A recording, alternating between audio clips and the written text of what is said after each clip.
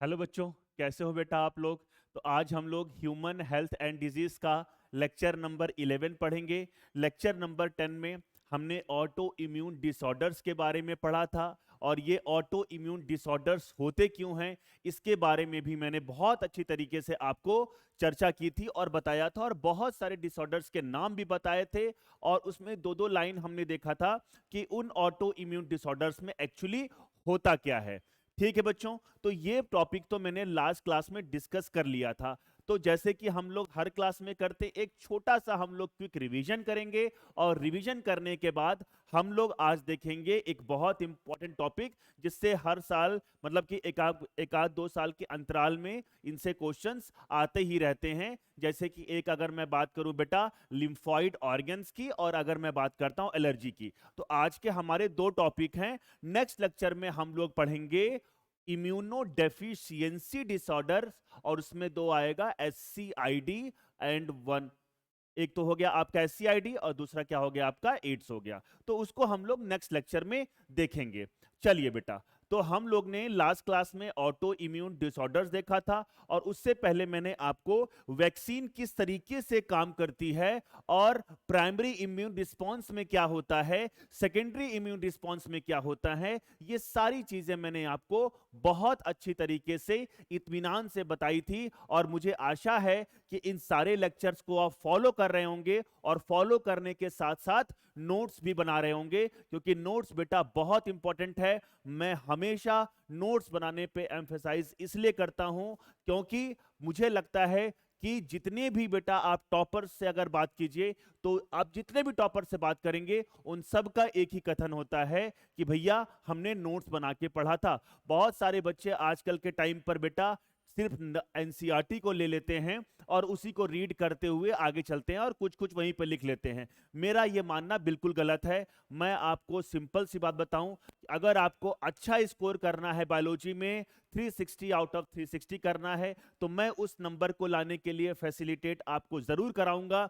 लेकिन मैं हमेशा ये चीज बोलता हूं बेटा, कि मैं आप लोग को चीजों के लिए फैसिलिटेट कर सकता हूं, मैं आपको पाथ दिखा सकता हूं, लेकिन उस पाथ पे चल के तो आपको ही जाना पड़ेगा, क्योंकि मंजिल आपको ही पानी है, और अचीव भी आपको ही करना पड़ेगा, क्योंकि ड्रीम भी आपने ही देखा हुआ है। ठीक बच्चों, चलिए, तो हम लोग ने ये बहुत अच्छी तरीके से प्राइमरी इम्यून रिस्पांस और सेकेंडरी इम्यून रिस्पांस को देख लिया था।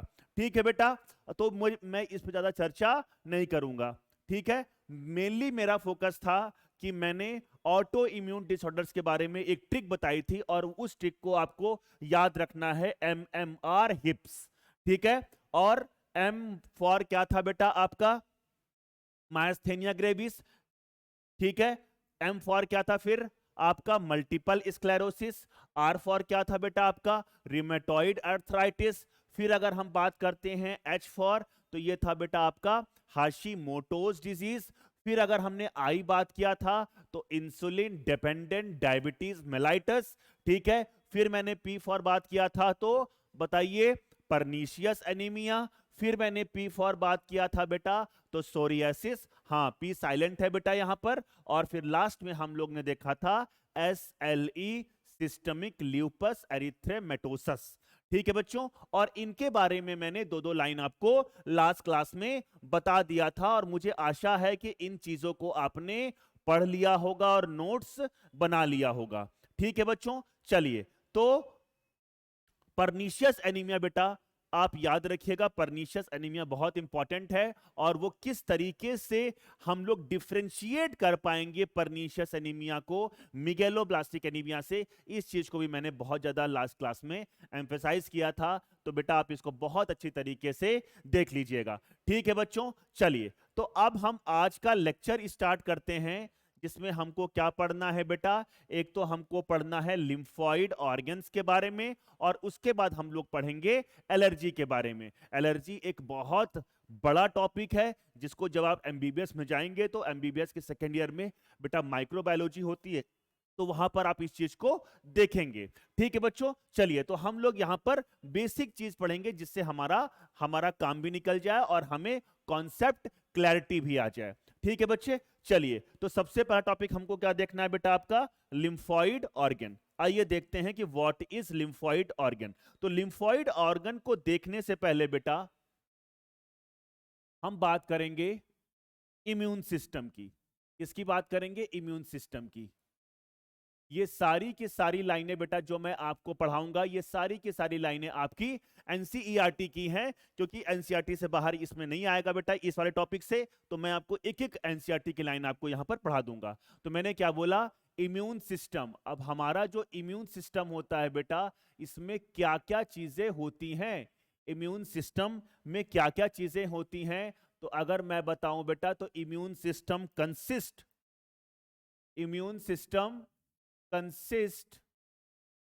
चार चीजें होंगी बेटा। मैं इनको अलग अलग लिख रहा हूं ताकि आपको चीजें याद रहे। सबसे पहले सेल्स की अगर हम बात करते हैं, ठीक है बेटा, सेल्स। और क्या हम लोग ने जब बैरियर्स देखे थे तो सेल्स को नहीं देखा था बेटा? तब भी मैं यहां पर छोटा सा एक इंट्रो टाइप का दे देता हूं। जैसे कि अगर मैं सेल्स की बात करूं बेटा, तो यहां पर आपकी मैक्रोफेजेस आ जाएंगी। आएंगे कि नहीं आएंगी? बिल्कुल सही बात है, मैक्रोफेजेस। मैक्रोफेजेस के बाद अगर हम बात करते हैं तो आपकी बेटा न्यूट्रोफिल्स भी आ जाएंगे। न्यूट्रोफिल्स को हम लोग ने रेडीमेड फैगोसिटिक सेल्स बोला था क्या बेटा? ठीक है, ये सारी चीजें आपको याद होनी चाहिए। ठीक है, फिर हमने आपको बताया था नेचुरल किलर सेल्स बताया था, और फिर हमने एक सेल और बताया था जिसका काम हम लोग कैसे नजरअंदाज कर सकते हैं, and that is lymphocytes. Lymphocytes, ठीक है बच्चों। तो ये चार सेल्स मेनली आपको याद रखनी है कि ये सेल्स मिलके हमारा इम्यून सिस्टम तैयार कर रही हैं। सेल्स के बाद क्या आएगा बेटा? आपकी जो एनसीईआरटी लिख रही है, our immune system consist cells. उसके बाद आते हैं बेटा आपके लिम्फोइड टिश्यू। तो बहुत सारे क्या होते हैं बेटा? आपके लिम्फोइड टिश्यू भी होते हैं। ठीक है, चलिए हम लोग लिम्फोइड टिश्यू के बारे में बात कर लेते हैं। तो एक तो आपके आगे क्या आ गया बेटा? आपका लिम्फोइड लिम्फोइड टिश्यू। ठीक है बच्चों।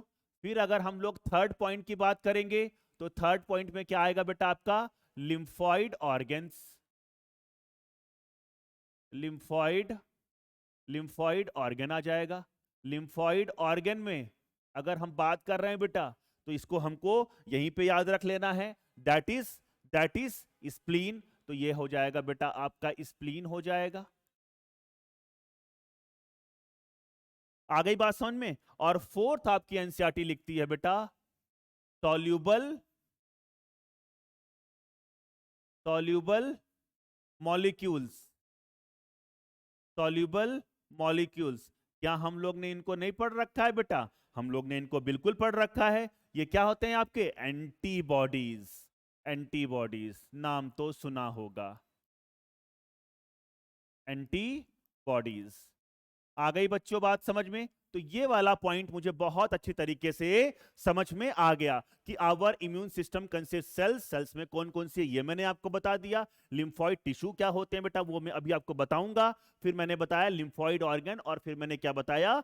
Soluble molecules. ठीक है, इसके बाद आपकी एनसीईआरटी एक लाइन लिखती है। इसके बाद बेटा आपकी एनसीईआरटी एक लाइन लिखती है कि इम्यून सिस्टम रिकॉग्नाइजेस, सुनना बात ध्यान से, immune system recognizes foreign antigens, respond against them and remember them।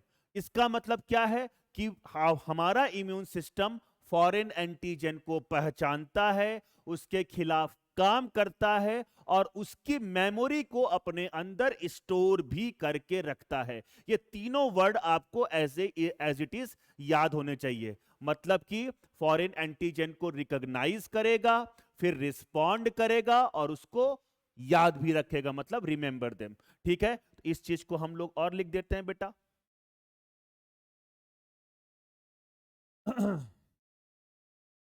तो मैंने क्या बोला?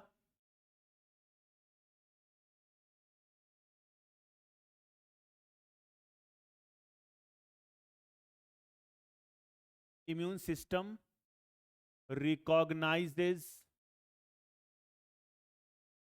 रिकॉग्नाइजेज किसको रिकॉग्नाइज करेगा बेटा? फॉरेन एंटीजन, ठीक है, रिस्पॉन्ड देम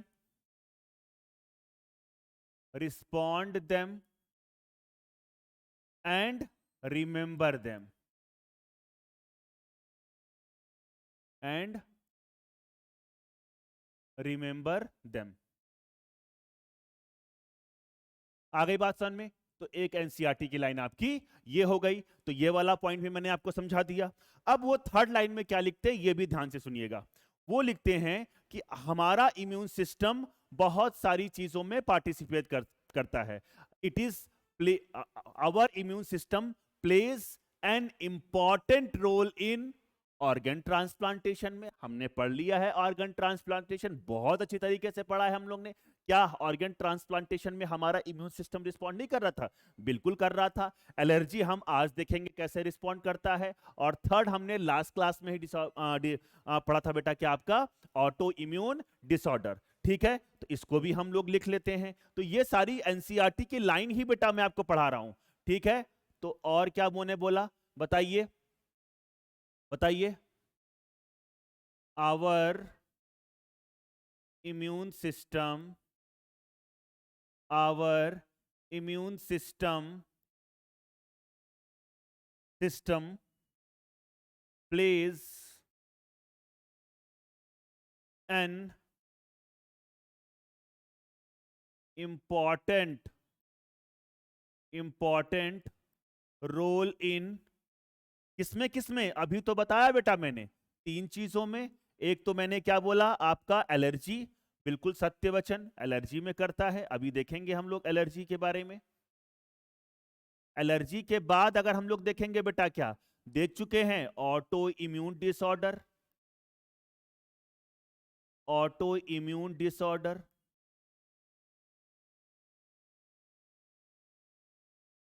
और थर्ड क्या बेटा organ transplantation. Organ transplantation graft के बारे में बेटा मैंने बहुत अच्छी तरीके से आपको पढ़ाया था। तो ये भी लाइंस आपको एज इट इज याद होनी चाहिए कि देखो क्या बोलते हैं वो, our immune system also plays, also also लिख लेना बेटा यहां पे, बाकी तो और चीजों में उसका सिग्निफिकेंस है ही। Also plays an important role in allergy, auto immune disorder and organ transplantation. तो ये वाला पॉइंट भी अपने को समझ में आ गया। तो तीन पॉइंट अपने को समझ में आ गए। अब हम लोग इत्मीनान से पढ़ सकते हैं लिम्फॉइड ऑर्गन। तो ये एक बेसिक सा आपका इंट्रो दे रखा था आपकी एनसीईआरटी में, जो कि मैंने आपको समझा दिया। और इसको बनाना है बेटा, इसको आपको एनसीईआरटी की जो लाइन जो भी मैं यहां पर लिखता हूं उसको अपने नोट्स में मेंशन करना है, ताकि जब आप अपनी देखिए मैं एक सेपरेट वीडियो बनाऊंगा जिसमें मैं थोड़ा सा ज्यादा नहीं 5 से 6 मिनट का ही वीडियो होगा, और उसमें मैं आपको बताऊंगा कि शॉर्ट नोट्स कैसे तैयार करते हैं। शॉर्ट नोट्स देखिए, जब मैं था तो मैं भी शॉर्ट नोट्स तैयार करके ही पढ़ता था। और इवन मैं तो बताऊं, जब मैं एमबीबीएस में था और अभी भी जब मैं थोड़ा बहुत कुछ चीज को मुझे मेमोराइज करना होता है तो मैं उन चीज को जो शॉर्ट फॉर्म में लिख लेता हूं। तो मैं यही रेकमेंड करूंगा आपको कि आप भी अपनी ऐसी ही आदत डालिए, ठीक है बच्चे, जिससे आपको, क्योंकि हमको बहुत दूर तक जाना है बेटा। दूर तक कहने का मतलब हमें बहुत बड़े डॉक्टर बनना है, और अगर हमको बड़ा डॉक्टर बनना है बेटा तो उसके लिए बड़े सेक्रीफाइसेस करने पड़ते हैं, ठीक है। चलिए, तो ये वाला पॉइंट मुझे समझ में आ गया। अब हम आगे देखते हैं। चलिए, कोई दिक्कत वाली बात नहीं है, कोई दिक्कत वाली बात नहीं। अब हम लोग क्या देखेंगे बेटा आपका लिम्फॉइड टिश्यू, सॉरी मतलब कि लिम्फॉइड ऑर्गन।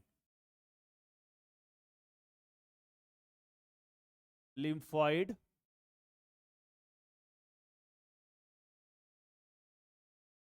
ऑर्गन, ठीक है। अब लिम्फॉइड ऑर्गन की जब मैं बात करता हूं, सुनते रहना बेटा ध्यान से, सब चीजें समझ में आ जाएंगी, सब चीजें समझ में आ जाएंगी। एक को मैं बोलूंगा प्राइमरी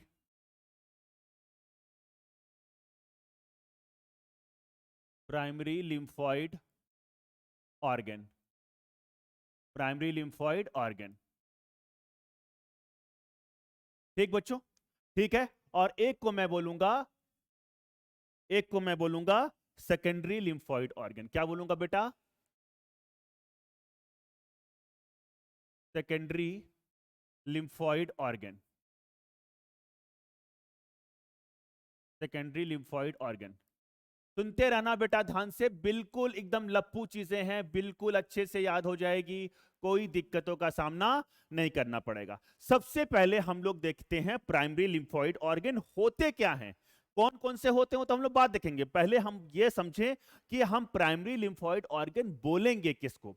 तो सुनना, primary lymphoid organs are those organ where formation of lymphocyte, maturation of lymphocyte takes place।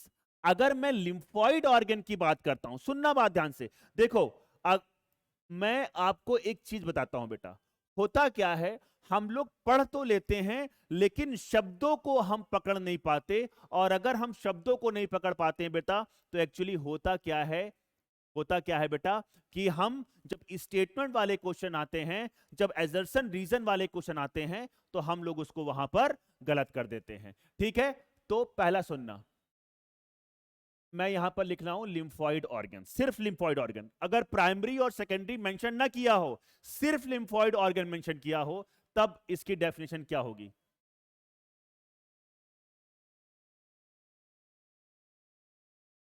Lymphoid organ where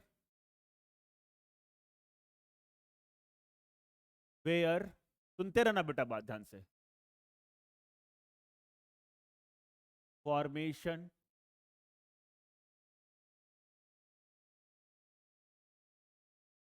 जिसको ओरिजिन भी बोल सकते हो, मैचुरेशन जिसको प्रोसेसिंग भी बोल सकते हो, ठीक, एंड प्रोलिफरेशन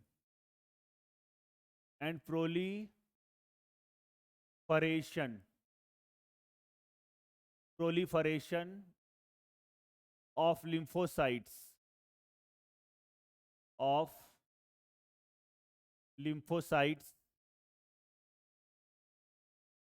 takes place। आ गई बात समझ में? तो मैंने यहां पर 3 वर्ड बताए, एक तो मैंने तीनों वर्ड को आपको ध्यान रखना है बेटा, तभी हम लोग दूर तक पहुंच पाएंगे। फॉर्मेशन एक बताया, एक मैंने बताया मैचुरेशन बताया, और एक मैंने प्रोलीफरेशन बताया। इन सब का अर्थ मैं आपको अभी समझाऊंगा, ठीक है? तो फॉर्मेशन का मतलब क्या है? जहां पर लिम्फोसाइट बन रही है, जहां पर इनका ओरिजिन हो रहा है, ठीक है?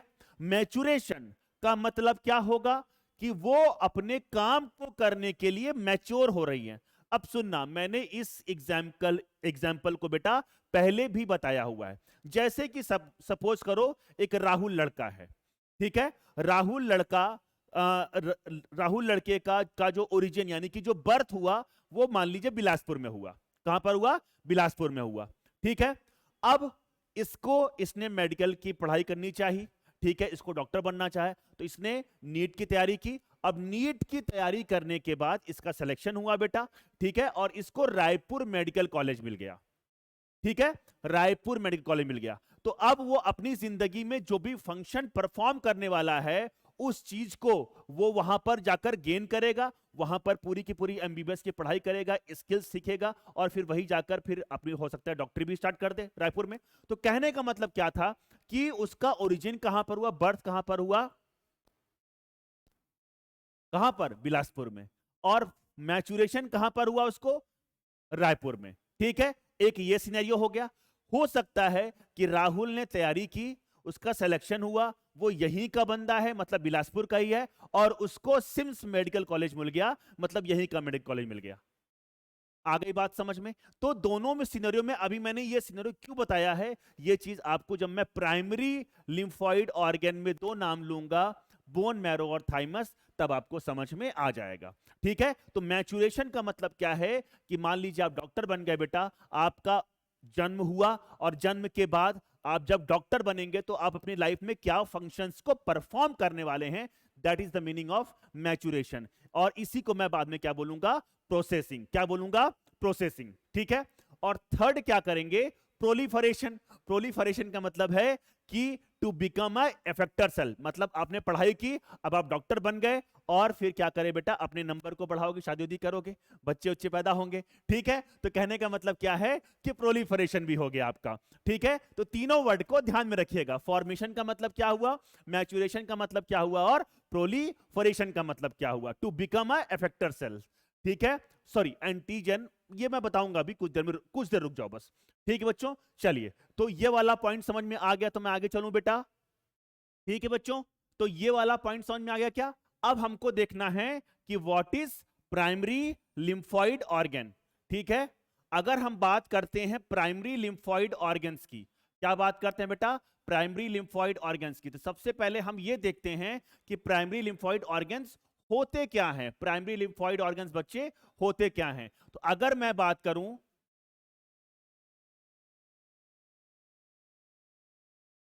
ऑर्गन, ऑर्गन वेयर, वेयर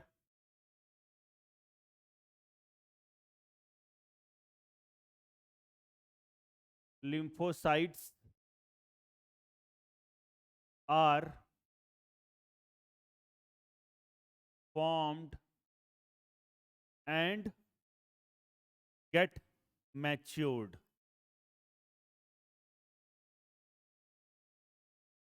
मैंने क्या बोला बेटा, lymphocytes, organ where lymphocytes are form, मतलब कि जहां पर उनका फॉर्मेशन होगा और उनका मैचुरेशन होगा, ठीक है। जहां पर फॉर्मेशन और मैचुरेशन होगा, जहां पर फॉर्मेशन और मैचुरेशन होगा, उसी को मैंने क्या बोला, प्राइमरी लिम्फॉइड ऑर्गन, जहां पर फॉर्मेशन होगा और मैचुरेशन होगा। ये दोनों वर्ड याद रखिएगा, फॉर्म्ड एंड मैच्योर्ड, यानी कि जहां पर फॉर्मेशन हो या मैचुरेशन हो, या दोनों है, एंड और एंड और दोनों लगेगा बेटा इसमें, ठीक। चलिए तो अब मैंने क्या बोलना है कि अगर हम, या इसको एक एक चीज हम और लिख सकते हैं कि या तो immatured, immatured lymphocytes, lymphocytes differentiates, differentiates into, into antigen, into antigen sensitive sales, into antigen, into antigen sensitive sales, मतलब कि वो एंटीजन को पहचान सकें, एंटीजन के लिए क्या क्या हो सके बेटा, आपका रिस्पॉन्स कर सकें। Antigen immatured, sorry, immatured lymphocytes differentiate into antigen sensitive sales, sensitive sales. तो ये वाला पॉइंट भी अपने को समझ में आ गया, ठीक बच्चों। तो ये वाला पॉइंट भी अपने को समझ में आ गया, ठीक। तो प्राइमरी लिम्फोइड ऑर्गन क्या होता है, जहां पर formation and maturation of lymphocytes takes place, ठीक। अब आ जाओ सेकेंडरी लिम्फोइड्स, लिम्फोइड ऑर्गन में क्या होता है, सेकेंडरी लिम्फोइड ऑर्गन क्या होता है आपका, सेकेंडरी लिम्फोइड ऑर्गन। अब ध्यान से सुनना बेटा, तभी हम लोग दूर तक पहुंच पाएंगे, ध्यान से सुनना, ठीक है। चलिए, अब अगर हम लोग यहां पर secondary lymphoid organs, lymphoid organs provides, provides site, provides site where, where, where lymphocytes, lymphocytes interact with, interact with antigen, antigen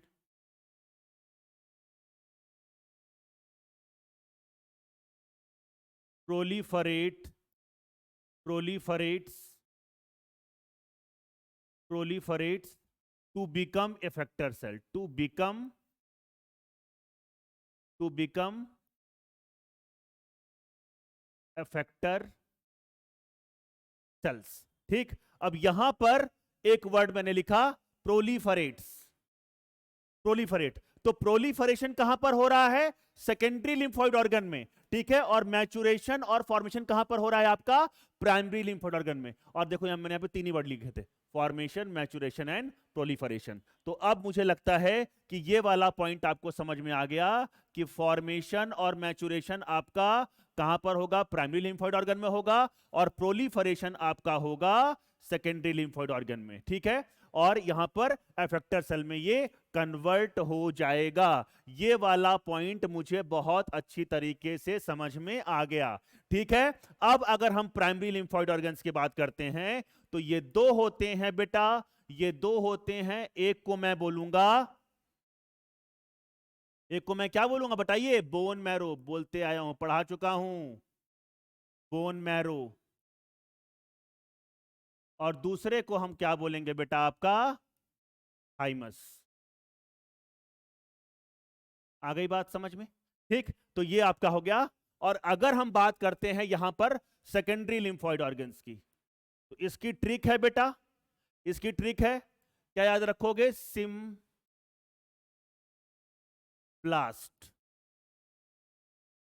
symplast, आइए, सिम्प्लास्ट का मतलब क्या होगा? ठीक है, एस फॉर बेटा क्या हो जाएगा आपका? स्प्लीन। पी फॉर हो जाएगा पेयर्स पैचेस। एल फॉर हो जाएगा लिम्फ नोड्स। ए फॉर हो जाएगा अपेंडिक्स। एस फॉर हो जाएगा स्मॉल इंटेस्टाइन। और टी फॉर हो जाएगा आपका टॉन्सिल्स। तो ये आपका सिम्प्लास्ट वाला वर्ड आपको याद रखना। ये छोटी छोटी ट्रिक्स आपको याद रखनी जो मैं आपको बता रहा हूं बेटा। ठीक है, तो मैंने यहां पर क्या क्या बताया बताइए, इसको लिख देते हैं हम। एक तो मैंने क्या बताया आपका? स्प्लीन बताया। स्प्लीन के बाद क्या बताया? पेयर्स पैचेस बताए बेटा।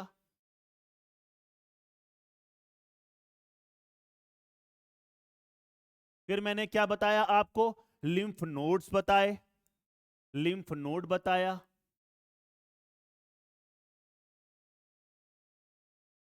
फिर मैंने आपको क्या बताया? ए फॉर अपेंडिक्स बताया।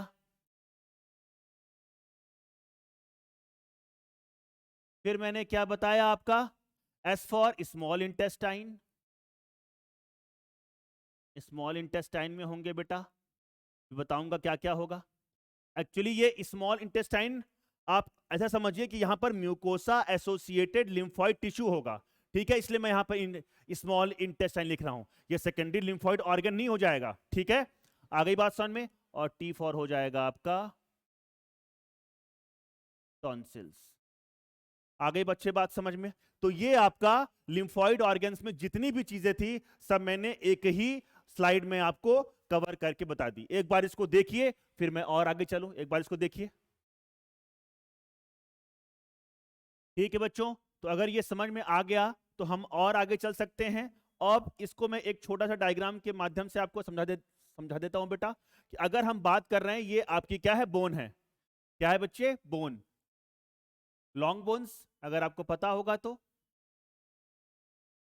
ठीक है बच्चों, अगर आपने 11th में पढ़ा होगा, अगर आपने 11th में पढ़ा होगा क्या? Body fluids and circulation. तो बॉडी फ्लूइड्स एंड सर्कुलेशन में बेटा मैं एक चीज पढ़ाता हूं कि सबसे पहला जो आपका जो एरिथ्रोपोइटिक जो ऑर्गन होता है वो क्या होता है? आपका यॉर्क सैक होता है। यॉर्क सैक के बाद कौन काम करता है बेटा? आपका लीवर। और लीवर के बाद आपका काम करता है बेटा आपका लिम्फ नोड और स्प्लीन। ठीक है, तो अभी हम बात करेंगे इसको। मान लीजिए मैं क्या मान लूंगा? स्प्लीन मान लूंगा। तो स्प्लीन आपका लार्जेस्ट लिम्फोइड ऑर्गन है बेटा। स्प्लीन आपका लार्जेस्ट लिम्फोइड ऑर्गन है, तो इस चीज को याद रखिएगा। अभी मैं बताऊंगा इसके बारे में कुछ कुछ। ठीक है बच्चों, तो ये मैंने क्या बता दिया? स्प्लीन। ठीक है, ठीक है, और याद रखिएगा largest lymphoid organ, largest lymphoid organ, organ.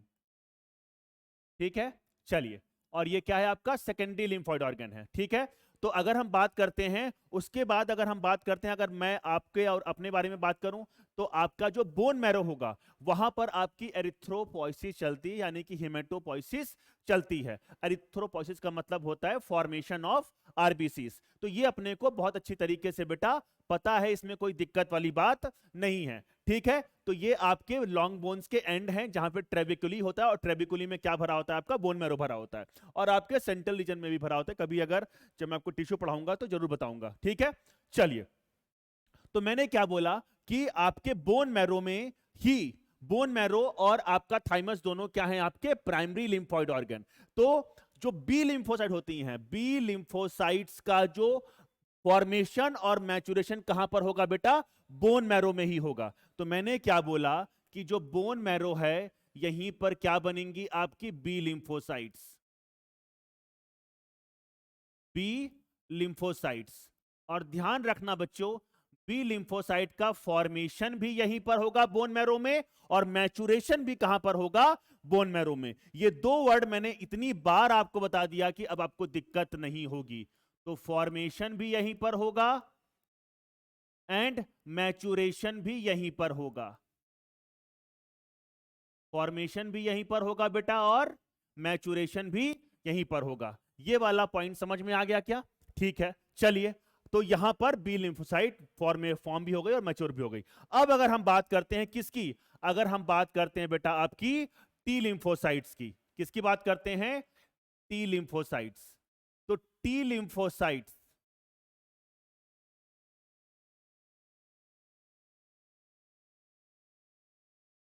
सुनना बात ध्यान से बेटा, ठीक है। टी लिम्फोसाइट्स का फॉर्मेशन कहां पर होगा, बोन मैरो में। फॉर्मेशन कहां पर होगा बेटा, बोन मैरो में। याद रखना, फॉर्मेशन कहां पर हुआ है, बोन मैरो में, यानी कि ओरिजिन कहां पर हुआ है आपका, बोन मैरो में। लेकिन लेकिन लेकिन इसकी प्रोसेसिंग जो होगी, यानी कि जो मैचुरेशन होगा, वो आपका थाइमस में होगा। आ गई बात समझ में? तो टी लिम्फोसाइट्स का, टी लिम्फोसाइट्स का मैचुरेशन कहां पर होगा बेटा आपका, थाइमस में होगा। मैचुरेशन थाइमस में होगा। ये वाला पॉइंट समझ में आ गया क्या?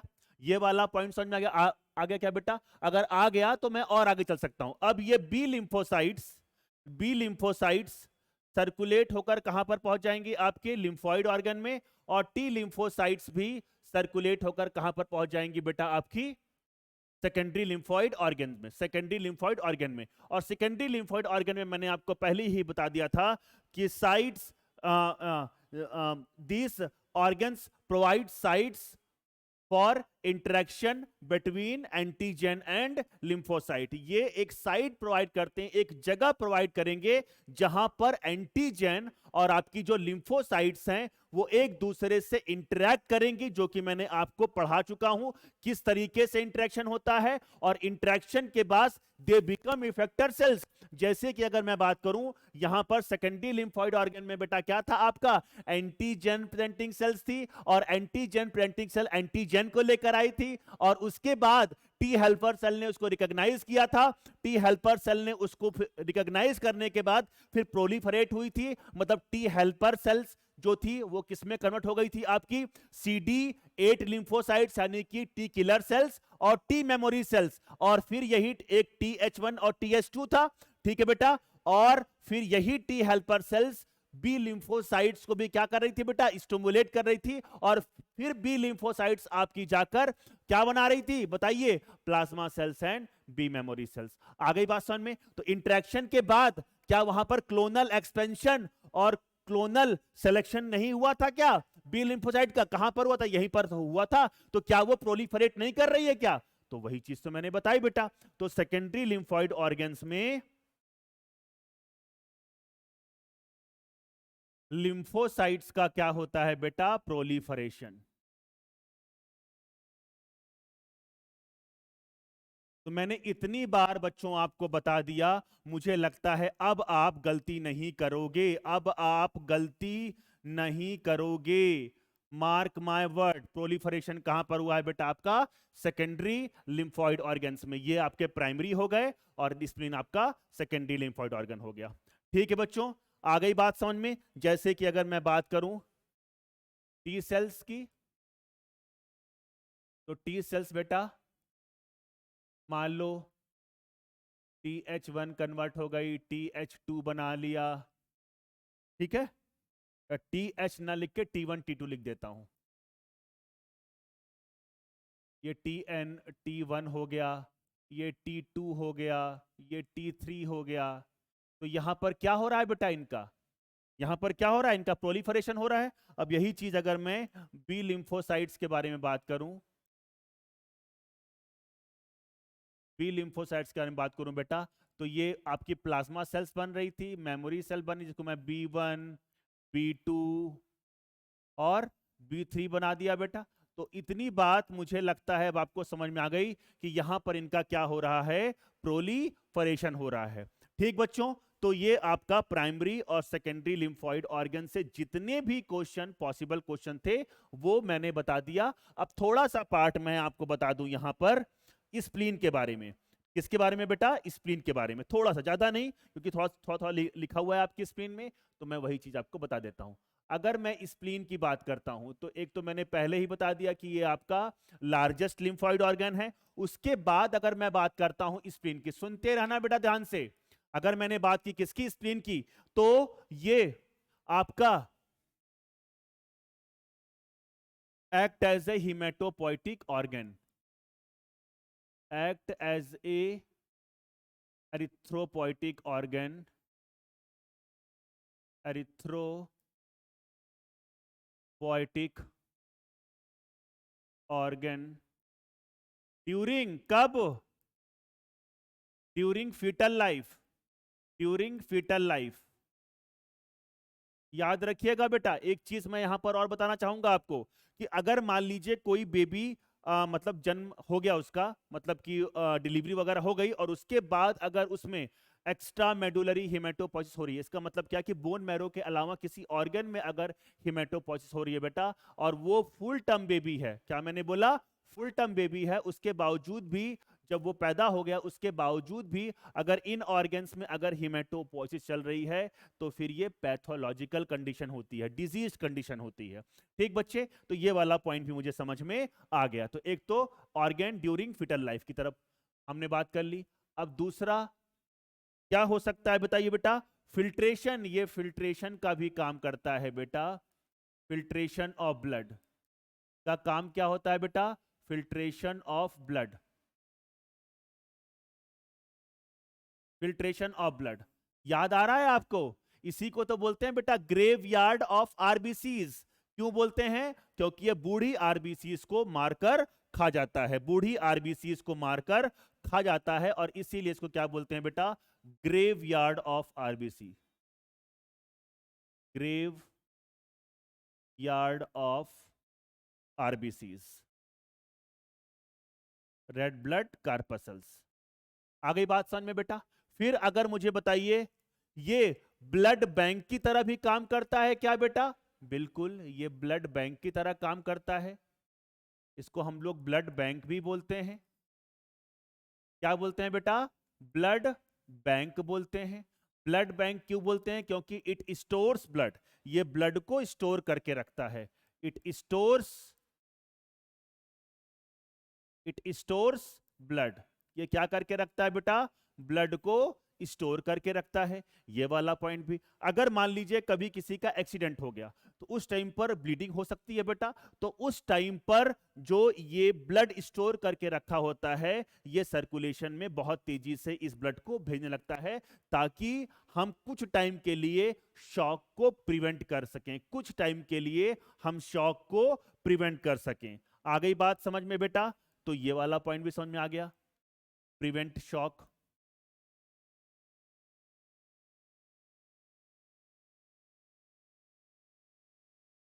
आ गई बात समझ में।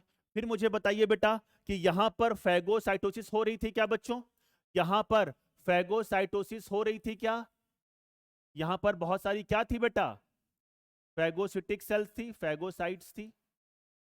और अगर हम बात करते हैं स्प्लीन की फैगोसाइट्स की, तो इसको हम लोग क्या बोलते हैं बेटा, रेटिकुलर सेल्स। क्या बोलते हैं बच्चा, रेटिकुलर सेल्स।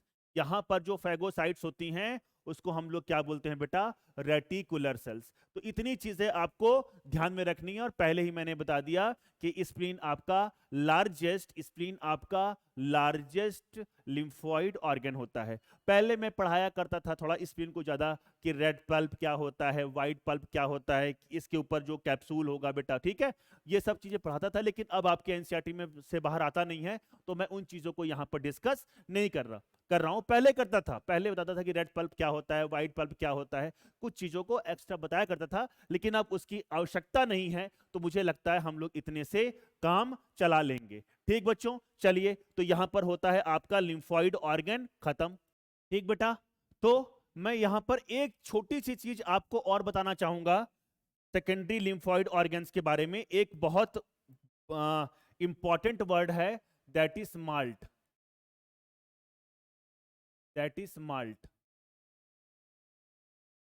माल्ट का मतलब होता है बेटा आपका mucosa associated lymphoid tissue.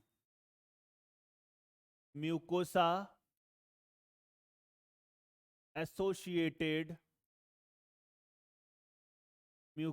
Associated lymphoid tissue. Lymphoid tissue.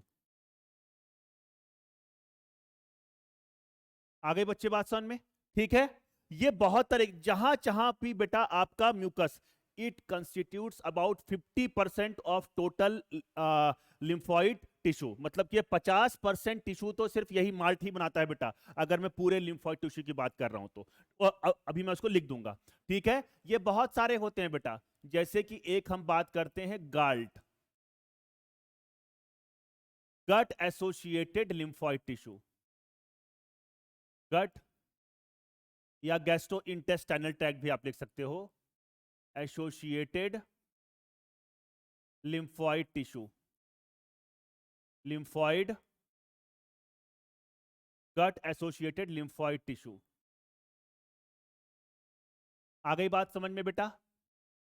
चलिए, तो ये आपका बेटा सुनिएगा ध्यान से, कि जहां पर भी अगर आपने कभी एलिमेंट्री कैनाल थोड़ा बहुत पढ़ा होगा बेटा क्लास 10th या 11th में, ठीक है, वैसे 10th में पढ़ा होगा अगर थोड़ा बहुत, तो आपका जो म्यूकोसल लाइनिंग होती है, ठीक है, पर जो सेल्स होती है उसके नीचे क्या होती है बेटा, आपकी म्यूकस लाइनिंग्स होती हैं। तो जो म्यूकस लाइनिंग्स होती हैं बेटा, वहां पर ये पूरे के पूरे स्कैटर्ड फॉर्म में ये टिश्यू फैले रहते हैं। और इसी को हम लोग, इसी गाल्ट में ही आते हैं बेटा पेयर्स ऑफ पैचेस, इसी में आते हैं बेटा pairs of patches, pairs of patches. इसको हम लोग आइसलेट्स ऑफ लिम्फोइड टिश्यू भी बोलते हैं। क्या बोलते हैं बेटा?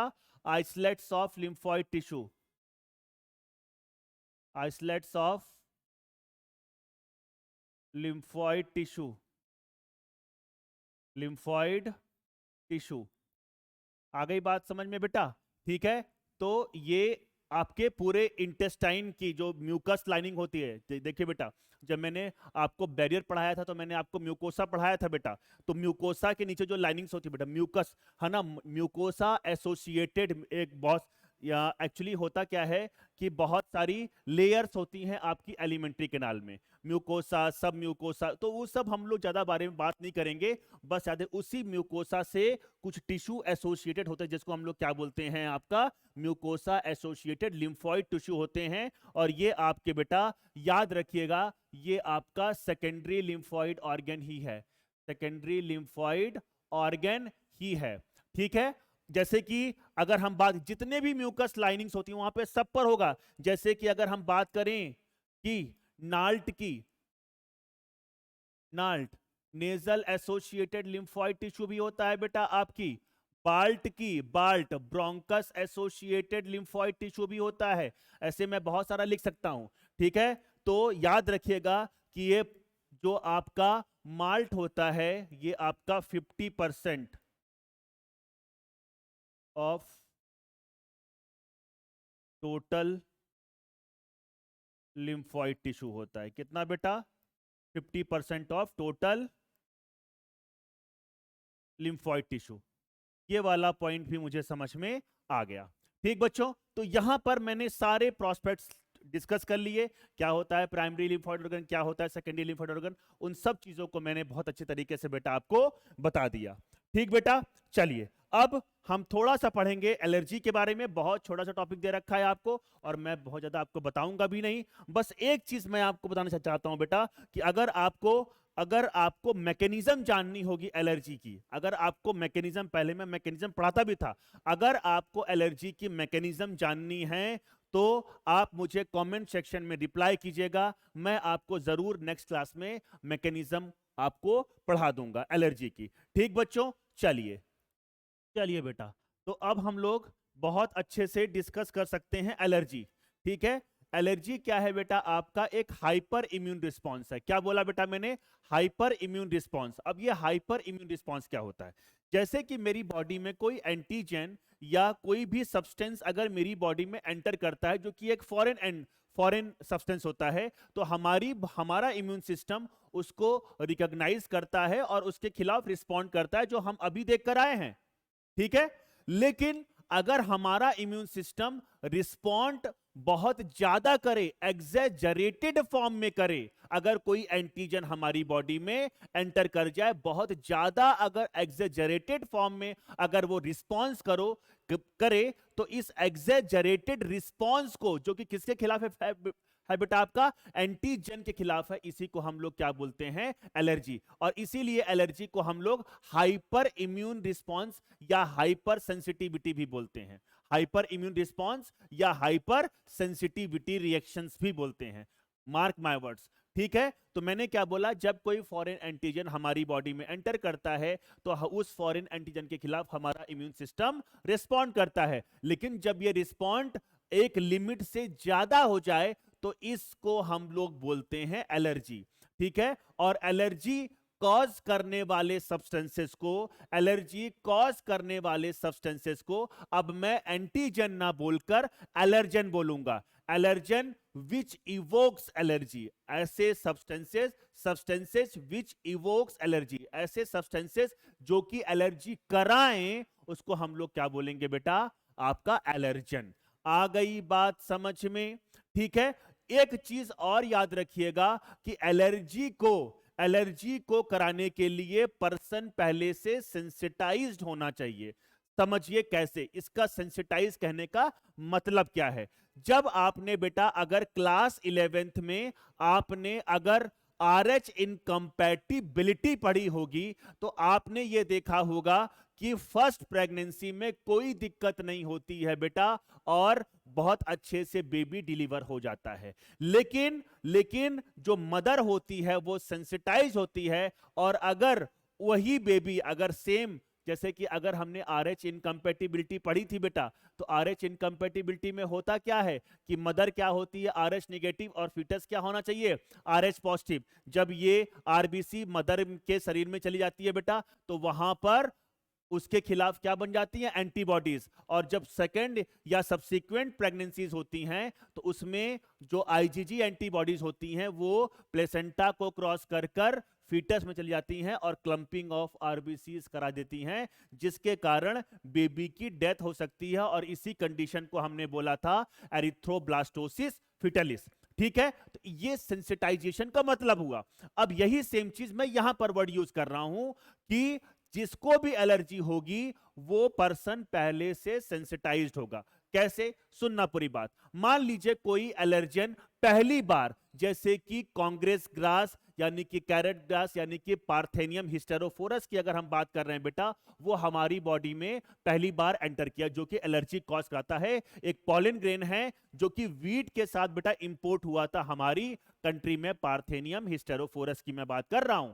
ठीक बच्चों, तो जब ये पहली बार हमारी बॉडी में जाएगा तो हमारी बॉडी में जाकर जैसे इम्यून सिस्टम वर्क करता है वैसे सेम वर्क करेगा, लेकिन याद रखिएगा इस कंडीशन में IgE एंटीबॉडीज का फॉर्मेशन होता है ड्यूरिंग एलर्जी। याद करो मैंने लिखवाया भी था IgE के बारे में। ठीक है, तो एलर्जिक रिएक्शन में आईजीई एंटीबॉडीज का फॉर्मेशन होता है और ये आईजीई एंटीबॉडीज आपके मास्ट सेल और बेसोफिल्स के ऊपर जाकर चिपक जाती हैं। अब अगर वही सेम एलर्जन हमारी बॉडी में दोबारा एंटर करेगा बेटा, तो ये एलर्जन जाकर उस मास्ट सेल्स के ऊपर जो एंटीबॉडीज हैं उस पर चिपक जाएगा और फिर बहुत तेजी से क्या रिलीज करेंगी आपकी मास्ट सेल्स और बेसोफिल्स, आपका हिस्टामिन। याद कीजिए क्लास 11th कि जो आपका मास्ट सेल्स और बेसोफिल होती हैं वो हिस्टामिन और सेरोटोनिन रिलीज करती हैं। आ गई बात समझ में? तो वो बहुत तेजी से बेटा आपका हिस्टामिन और सेरोटोनिन रिएक्शन का रिलीज करेंगी और इसी के कारण क्या होगा बेटा, आपका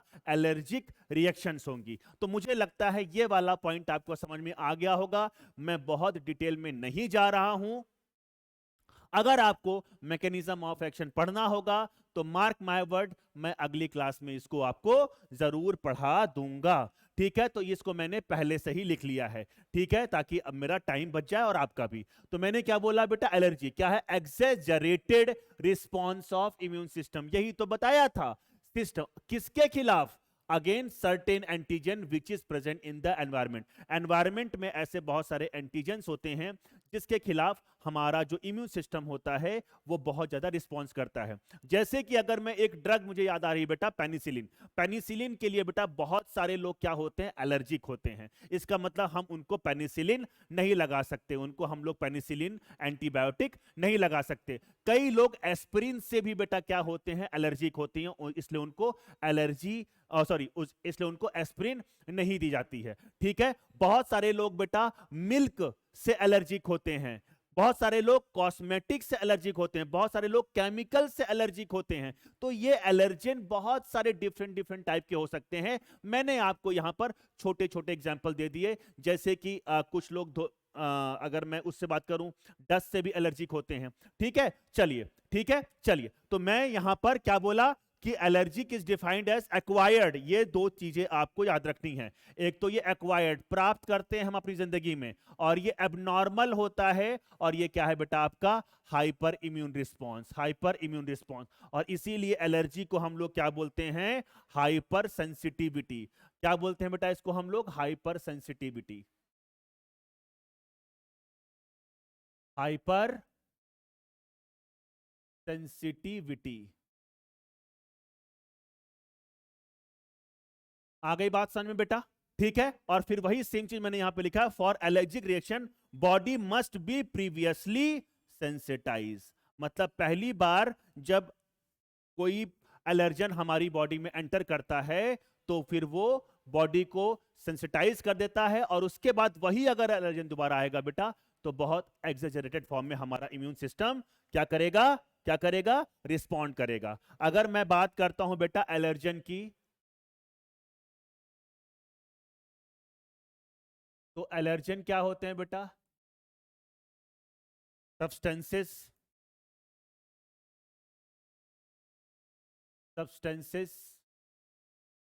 that evokes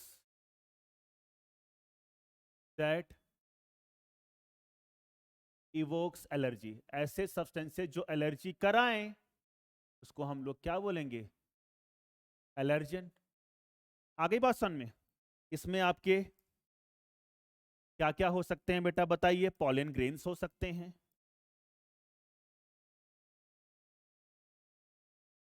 पॉलन ग्रेन्स हो सकते हैं। किसका पॉलन ग्रेन बेटा याद आ रहा है, पार्थेनियम हिस्टेरोफोरस, बहुत कॉमन है,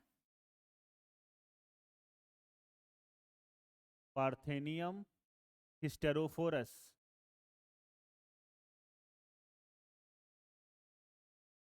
ये वीट के साथ हमारे उसमें आया था बेटा। ठीक है, और क्या हो सकते हैं, बहुत सारे फूड सब्सटेंसेस हो सकते हैं। क्या हो सकते हैं, फूड सब्सटेंसेस हो सकते हैं, फूड सब्सटेंसेस। अगर हम फूड सब्सटेंसेस की बात कर रहे हैं बच्चों, ध्यान रखिएगा, अगर हम किसकी बात कर रहे हैं बेटा, फूड सब्सटेंसेस की बात कर रहे हैं, तो मिल्क हो सकता है। ठीक है, मिल्क एंड मिल्क प्रोडक्ट्स हो सकते हैं बेटा, और आपका बहुत सारा चीज मिल्क याद रख लीजिए आप। ठीक है, और क्या हो सकता है बेटा आपका, बताइए, और क्या हो सकता है आपका, अगर हम और बात करें, कॉस्मेटिक्स हो सकते हैं, कॉस्मेटिक्स हो सकते हैं, केमिकल्स हो सकते हैं, ठीक है, कॉस्मेटिक्स हो सकते हैं, केमिकल्स हो सकते हैं, ड्रग्स हो सकती हैं बेटा बहुत सारी। ठीक बच्चों, ठीक। तो यहां पर हमने बहुत सारे, अच्छा हाँ, अब ये तो एलर्जन हो गए। अब मैं यहां पर छोटा सा सिम्टम्स की बात कर लेता हूं। किसकी बात कर लेता हूं बेटा? सिम्टम्स की बात कर लेता हूं।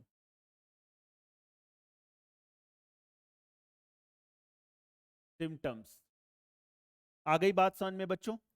ठीक, तो इसमें क्या क्या आ जाएगा? जैसे कि आपका एक तो running nose, running nose,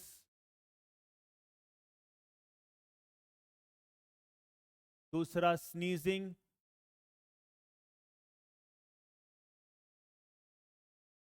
coughing,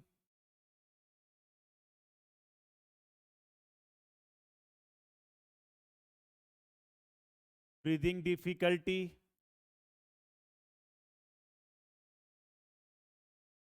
breathing difficulty, क्योंकि ब्रोंको स्पाज्म होता है बेटा, ब्रीदिंग डिफिकल्टी, वाटरी आईज, आंखों में पानी आना, वाटरी आईज, बहुत सारा हो सकता है। ये मैंने एक आपको बता दिया, सिंपल सी एकदम एलर्जी। और भी चीजें होती हैं बेटा, जैसे कि आपका एक होता है एनाफाइलेक्टिक सिंड्रोम, या एनाफाइलेक्टिक शॉक सिंड्रोम बोल रहा हूं, एनाफाइलेक्टिक शॉक। आगे बात समझ में, वो एक बहुत घातक होता है बेटा। जैसे कि मान लो अगर बहुत सारा, अगर किसी को मधुमक्खी काट ले बेटा, तो मधुमक्खी काटने के बाद एक साथ बेटा क्या हो सकता है, बहुत सारा पेशेंट हाइपोटेंशन में जा सकता है, और वो शॉक की कंडीशन में जा सकता है, जिसकी उससे उसकी डेथ हो सकती है।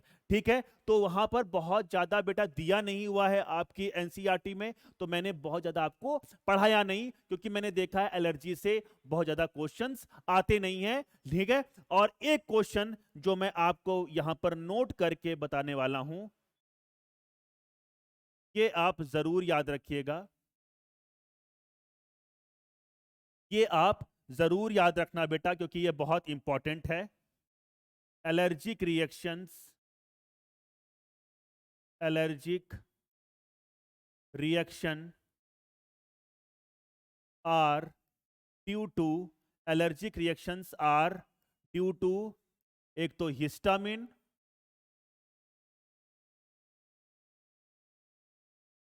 और दूसरा सेरेटोनिन, सेरेटोनिन। ये दो चीज आप याद रखिएगा, क्वेश्चन कभी कभी पूछ लेता है। और अगर आपसे कभी कोई पूछे कि हिस्टामिन और सेरोटोनिन रिलीज कौन करेगा, तो ये आपके रिलीज करेंगे बेटा बेसोफिल्स, पहला पॉइंट। और दूसरा हम लोग बात करेंगे बेटा मास्ट सेल। आ गई बात समझ में? ठीक है, चलिए। तो मुझे लगता है कि मैंने यहां पर सारी चीजें डिस्कस कर ली बेटा। एक बार आप इसको चीजें और देख लीजिए, है ना, यहां पर एक चीज और देख लीजिए, एक बार पढ़ लीजिए, फिर मुझे बताइए, फिर नहीं तो फिर मैं क्लास को बेटा एंड करूंगा। ठीक है बच्चों, तो ये वाला पॉइंट अगर आपको समझ में आ गया बेटा, तो हम यहां से आगे चल सकते हैं। ये तो मैंने समझा दिया था एलर्जन क्या होता है, ठीक है, ये सब चीज समझा दी थी बेटा। एक आध अगर और एलर्जन के बारे में लिखना चाहो तो एनिमल डेंडर, एनिमल डेंडर, और हो सकता है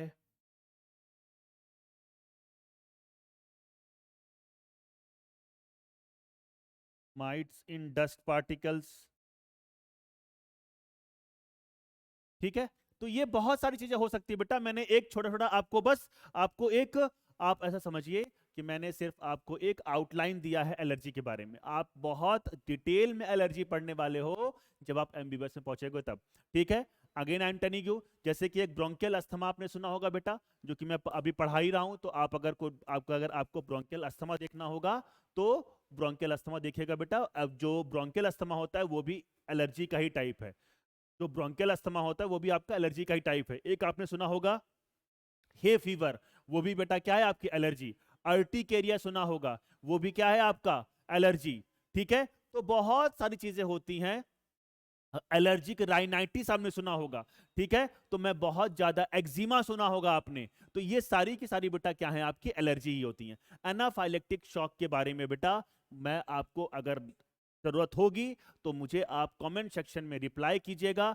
मैं आपको नेक्स्ट क्लास में एलर्जी की मैकेनिज्म ऑफ एक्शन समझा दूंगा, अगर आपका मन होगा तो, ठीक है बच्चों। क्योंकि ये रिक्वायरमेंट नहीं है, आपके एनसीईआरटी में नहीं दिया हुआ है, इसलिए मैंने यहां पर आपको नहीं समझाया था। मैं ऑफलाइन में बच्चों को पढ़ाता हूं, ऑफलाइन में मैं बच्चों को पढ़ाता हूं बेटा। लेकिन क्योंकि आप लोग थोड़ा एनसीईआरटी से अगर मैं बाहर जाता हूं तो आप लोग रुष्ट हो जाते हैं कि सर बहुत एनसीईआरटी से बाहर पढ़ा देते हैं, तो इसलिए फिर मैंने अपने आप को रेस्ट्रिक्ट किया है इस बार, और एलर्जी की मैकेनिज्म ऑफ एक्शन नहीं समझाई है बेटा। अगर आपको जरूरत होगी तो आप कमेंट सेक्शन में मुझे जरूर बताइएगा, डेफिनेटली 10 मिनट का टाइम लगेगा, मैं आपको इसको समझा दूंगा। ठीक बच्चों, बहुत ईजी है, कुछ नहीं, जो मैंने आपको बताया था वही चीज है। ठीक बेटा, चलिए। तो मुझे आशा है बेटा कि आप बहुत अच्छे से पढ़ाई कर रहे होंगे, अपना ख्याल रख रहे होंगे, अपना स्वास्थ्य पे ध्यान दे रहे होंगे, और प्रॉपर तरीके से नोट्स बेटा बना रहे होंगे। देखिए बच्चों, मैं क्योंकि अब ऑफलाइन हूं तो मैं ऑनलाइन हूं, तो मैं जो बहुत ज्यादा आप लोग से बात नहीं कर पाता हूं, ठीक है। लेकिन मुझे उम्मीद है कि जो भी चीजें, जो भी होमवर्क मैं आपको देता हूं, उस पर आप बहुत अच्छे से अमल कर रहे होंगे, ठीक है बेटा। तो अच्छे से पढ़ाई करते रहिए। कोई भी डाउट्स आए तो आप प्लीज कमेंट सेक्शन में मुझे जरूर मेंशन कीजिए, मैं उन सारी चीजों को आपको बताऊंगा और दूर भी करूंगा। बिलीव मानिए, अगर कोई ऐसे टॉपिक्स हैं जो आपके वीक हैं क्लास 10th या क्लास 11th में, मैंने आपको पहले भी बोल रखा है, तो आप मुझे बताइए, मैं पर्टिकुलर उस टॉपिक को मेंशन करके आपको एक अलग से वीडियो बना दूंगा। ठीक है बच्चों, चलिए। तो अपना ध्यान रखिए, अच्छे से खाना पीना खाइए बेटा, और पढ़ाई करते रहिए। ठीक बेटा, अगर कोई और दिक्कत होगी तो मुझे कमेंट सेक्शन में जरूर बताना, और अगर आपको ये वीडियोस पसंद आ रहे होंगे बेटा, तो आप अपने जो आपके कलीग्स होंगे उनको जरूर शेयर कीजिएगा। ठीक बच्चों, तब तक के लिए थैंक यू सो मच।